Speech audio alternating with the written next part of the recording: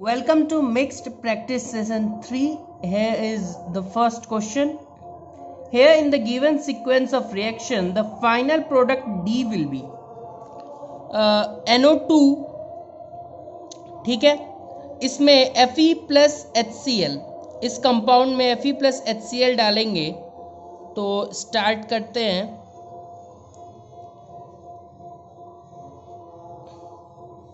इसमें अगर Fe plus HCl डालेंगे तो एनिलीन प्राप्त होगा हमें।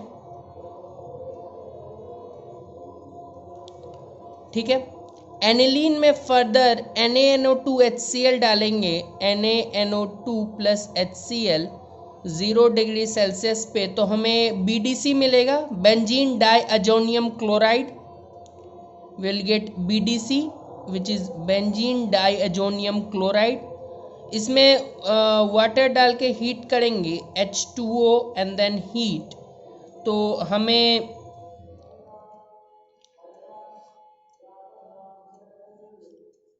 फिनॉल मिल जाएगा। अब फिनॉल में Br2 प्लस H2O, ध्यान रहे Br2 के साथ H2O भी है, तो 2,4,6 tribromophenol, 2,4,6 tribromophenols will be formed and it is the D option. Question number 2. The number of permutation of alphabet of the word Google in which two O's are together but G's are separated. Bundle method और gap method दोनों का यहाँ पे application है।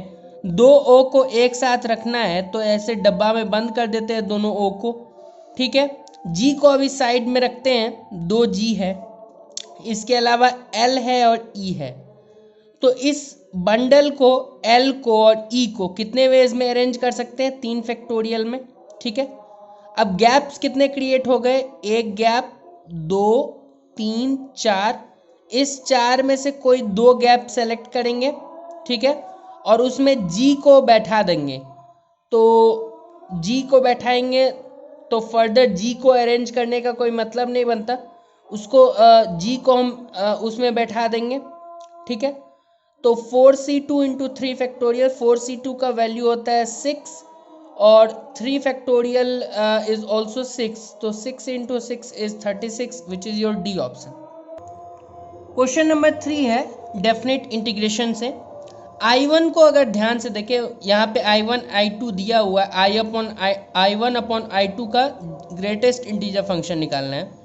तो I1 को ध्यान से देखें तो 0 से लेके π/2 e power sine x plus x into e power sine x into cos x, ये दिया हुआ है हमारे पास। ठीक है, इतना दिया हुआ है dx। तो क्या अगर इसको fx माने तो क्या ये f डैश x है, इसका डेरिवेटिव, और साथ में x भी लगा हुआ है, तो fx plus x times f dash x, इसका इंटीग्रेशन डायरेक्ट हमें पता है x इंटू एफ एक्स होता है, तो इसका इंटीग्रेशन हो जाएगा x into F of x which is E power sine x. ठीक है, कहाँ से कहाँ तक? 0 से लेके π/2 तक। ठीक है, जब π/2 डालेंगे तो π/2 e power sign π/2 which is 1, और जब 0 डालेंगे तो 0 into this thing will become 0, तो ये ई π/2 आ जाएगा I1 का वैल्यू। I2 पे आते हैं, I2 को हम क्या लिख सकते हैं? 0 से लेके π/2, 0 से लेके π/2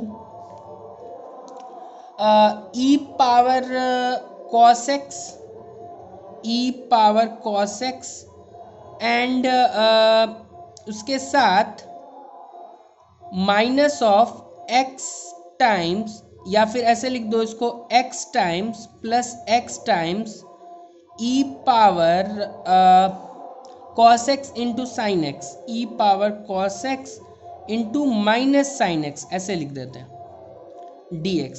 ध्यान से देखें, इसको अगर फंक्शन माने तो क्या ये f डैश x है और उसके साथ x भी मल्टीप्लाई है, तो F x plus x times F dash x directly इसका हो जाएगा 0 से लेके π/2 एक्स इंटू एफ एक्स, ठीक है, इंटीग्रेशन करने के बाद, ठीक है। तो π/2 डाले तो π/2 e power cos π/2 will be nothing but 0, तो ई पावर 0 इज 1, माइनस जब 0 डाले तो 0 ही हो जाएगा, तो ये π/2।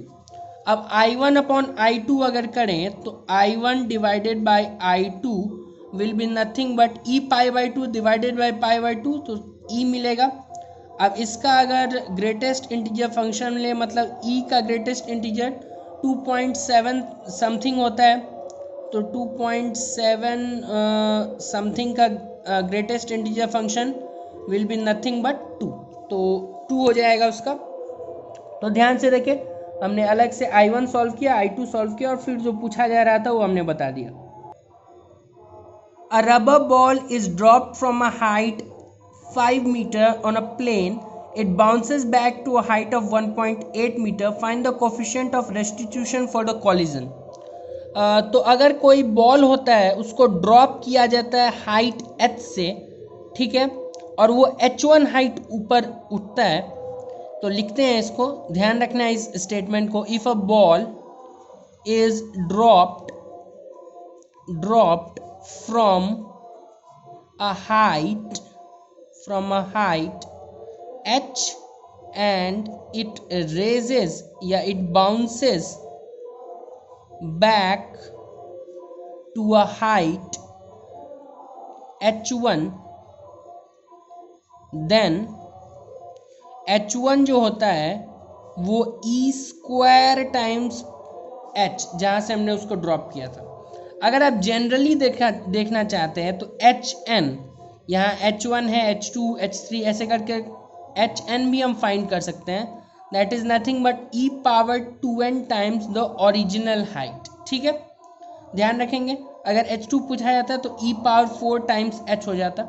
हमें सिर्फ h1 पूछा है, तो h1 हमें ई पूछा है, h1 जहाँ तक बाउंस किया that is 1.8 equals to e square times, जहाँ से किया वो 5 है, e square will be 1.8 divided by 5, ठीक है। तो e will be under root 1.8 divided by 5। थोड़े आराम से अंदर में कैलकुलेशन करेंगे, ऊपर नीचे 2 से मल्टीप्लाई कर देंगे तो ये 3.6 डिवाइडेड बाई 10 हो जाएगा, विच इज़ अंडर रूट 0.36, जो 0.6 हमें आंसर देगा। तो 0.6 आंसर है, बस ये रिलेशन याद रखना चाहिए, या फिर जनरली अगर याद रखना चाहे तो ये रिलेशन याद रख सकते हैं। For two statement P and Q the statement this is equivalent to, तो बस खोल देते हैं, इसमें ट्रुथ टेबल नहीं बनाते हैं, तो निगेशन P के पास जाएगा, ठीक है। हमारे पास और है, उसका निगेशन एंड हो जाएगा, और इसका निगेशन तो निगेशन ऑफ Q, ठीक है, यहाँ क्लियर है। तो निगेशन ऑफ P एंड इसका negation will be nothing but Q, negation of P and Q that is nothing but the B option. Question number 6 है हमारे पास इनडेफिनिट इंटीग्रेशन से, तो इस को सॉल्व करना है। तो दिख रहा है कि ln x को अगर t मानेंगे तो 1/x चाहिए होगा, तो उसके लिए क्या करते हैं, नीचे से x² बाहर निकाल लेते हैं, वो तो x के रूप में बाहर आएगा, तो dx अपॉन x हमारे पास यहाँ है, ठीक है। नीचे क्या बचेगा, under root 1 plus ln x का क्यूब, ठीक है, ये अंडर रूट में बचेगा, और ऊपर ln x का पावर 5 है, उसको हम ln x का क्यूब इंटू ln x का स्क्वायर लिख रहे हैं। अब जो रूट के अंदर वाला क्वांटिटी है, ये जो आपको दिख रहा है नीचे under root 1 plus ln x का होल क्यूब, उसको टी स्क्वायर मान लेते क्योंकि वो रूट के अंदर में है, टी स्क्वायर मान लेते, दोनों तरफ डिफ्रेंशिएट कर देंगे तो 3 टाइम्स ln x का होल स्क्वायर, ln x का 1/x dx equals to 2t dt, तो ln x का whole square divided by x dx equals to 2/3t dt, ठीक है। तो इतना चीज़, ये पूरा चीज़ हमें देगा क्या, 2/3 और t dt, ठीक है। और ln x के होल क्यूब के जगह हम क्या लिख सकते हैं, टी स्क्वायर माइनस वन, नीचे अंडर रूट ये चीज़, तो इस चीज़ को हमने टी स्क्वायर माना है तो टी स्क्वायर का रूट टी हो जाएगा, इस टी से ये टी कैंसिल हो जाएगा, तो 2/3 टी स्क्वायर का t cube by 3 minus t plus a constant c, इसको अंदर मल्टीप्लाई कर देते हैं 2/9 t cube minus 2/3 times t. ठीक है, अब ऐसा करते हैं कि 2/9 टी कॉमन ले लेते हैं, तो यहाँ तो टी स्क्वायर आएगा, यहाँ पे 3 आ जाएगा कॉमन। ठीक है, 2/9 टी क्या हो जाएगा, हमने टी स्क्वायर इसको एज्यूम किया तो टी इसका रूट हो जाएगा, मतलब under root 1 plus ln x का whole cube, 1 plus ln x का होल क्यूब, टी स्क्वायर क्या हो जाएगा, टी स्क्वायर हो जाएगा 1 प्लस ln x का whole cube, 1 plus ln x का whole cube minus 3, so this will be nothing but 2/9 under root 1 plus ln x का whole cube and this will be ln x का whole cube minus 2। अब इसको अगर ध्यान से देखें तो इसको हमें यहाँ से अगर कंपेयर करें तो k की जगह हमें क्लियरली 2/9 दिख रहा है, बाकी सब कुछ तो सेम ही है, k की जगह 2/9 दिख रहा है, तो k इक्वल्स टू 2/9। हमसे पूछा क्या है 9 टाइम्स k, तो 9k का वैल्यू 2 के इक्वल आ जाएगा, तो ऑप्शन नंबर बी करेक्ट है। आसान इंटीग्रल ही था, एक तरह से सब्स्टिट्यूशन था। आगे बढ़ते हैं। The number of 5 digit telephone numbers having at least one of their digits repeated is, और यहाँ पे बोला जा रहा है कि ऐसा टाइप का नंबर भी अलाउ है, 0000 5 बार 0 is also a telephone number. तो पहले हम 5 डिजिट का टेलीफोन नंबर बनाना है, तो पहले वैसे टेलीफोन नंबर बना लेते हैं जिसमें रिपीटिशन अलाउ है। तो उस केस में 0 से लेकर 10 तक कोई भी नंबर्स आ सकता है हर एक पोजीशन पे। ठीक है, और ऐसा नंबर भी फॉर्म है, तो ऐसा भी हो सकता है सब में 0 आ जाए, कोई भी दिक्कत नहीं होगा तब पर भी, तो 10 पावर 5 टोटल पॉसिबिलिटी आएगा। ये पहला केस था। दूसरा केस में वैसा नंबर बनाते हैं जिसमें रिपीटिशन बिल्कुल अलाउ नहीं है, तो उस केस में क्या होगा, हमारे पास 10 यहाँ पे, 9 8 7 6, क्योंकि रिपीटिशन तो अलाउ नहीं है, तो जो नंबर यहाँ भरा वो यहाँ नहीं आएगा। तो यहाँ के लिए अगर 10 पॉसिबिलिटी था तो फिर 9, फिर ऐसे करते पॉसिबिलिटी कम होते गया, तो ये कितना हो जाएगा हमारे पास 72 42, 72 into 42, this will B 4, this will be 14, this is 8, this is 28, 4 in hand 1, we have 9 1 10 1 3024 I think, 4 1 then 3024, ये हो जाएगा 3024। अब हमें वैसा नंबर पूछ रहा है जिसमें एटलीस्ट 1 रिपीटिशन हो, तो ऐसा करते हैं कि टोटल नंबर तो इतना ही बनेंगे, उसमें से जिसमें रिपीटिशन है उसको सब्ट्रैक्ट कर देंगे, तो एटलीस्ट 1 रिपीटिशन आ जाएगा। तो हमारे पास इसमें से 3024 सब्ट्रैक्ट कर देते हैं, तो हमारे पास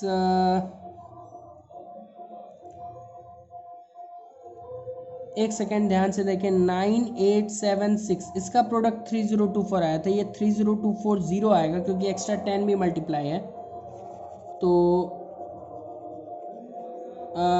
3 2 5 और 30240 0 यहाँ पे आएगा 6 और यहाँ पे आएगा हमारे पास 7, ठीक है, यहाँ पे आएगा 9 और यहाँ पे आएगा 6, ठीक है, 69760, this is your D option. तो ऐसे नंबर जिसमें रिपीटिशन अलाउ थे माइनस वो सारे नंबर उसमें से घटा दिए जिसमें हमारे पास कोई रिपीटिशन नहीं था, तो एटलीस्ट 1 रिपीटिशन वाला मिल जाएगा। तो आसान क्वेश्चन था ये भी परम्यूटेशन से। In a reaction the time required to complete half of the reaction, मतलब t half was found to be increase 16 times when the initial concentration of the reactant was reduced to 1/4. What is the order of the reaction?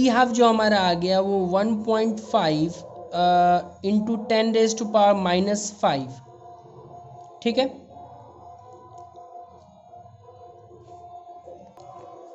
यहाँ पे जो time का rate constant का value था वो 2 into 10⁻⁻4 था, ये बात ध्यान रखें। तो 10⁻⁻4, ठीक है, तो ये हो जाएगा 1.5, ये 10⁻³ ऊपर जाएगा तो 10⁻³ होगा, ठीक है। तो एक 10 नीचे करें तो 1500 हमारे पास सेकंड आ गया। अब क्योंकि मिनट में पूछ रहा है तो 1500 divided by 60 that will give you 25 minutes. तो 25 मिनट्स इसका सही आंसर हो जाएगा। यहाँ पे ध्यान रखना था रेट कांस्टेंट 2 इंटू 10⁻⁻4 था। The conversion of a plus B goes to C follow second order with each, दोनों के रिस्पेक्ट में सेकेंड ऑर्डर है, तो रेट क्या हो जाएगा k into A square B square. Doubling the concentration of both a and b will increase the rate, दोनों का डबल कर दिया तो ये हो जाएगा 2a का स्क्वायर 2b का स्क्वायर, दोनों से 4 बाहर निकलेगा तो 16 हो जाएगा k into A square and B square. तो रेट 16 टाइम्स, ये तो ओरिजिनल रेट ही था, तो आर डैश जो नया रेट है वो 16 गुना हो गया हमारा पुराने रेट के, तो बाय अ फैक्टर ऑफ 16। तो आसान क्वेश्चन था। इसी के साथ हम करते हैं 10 क्वेश्चन समाप्त। आज मैथमेटिक्स के थोड़े कम क्वेश्चन थे, लेकिन ठीक क्वेश्चन थे। बहुत बहुत धन्यवाद।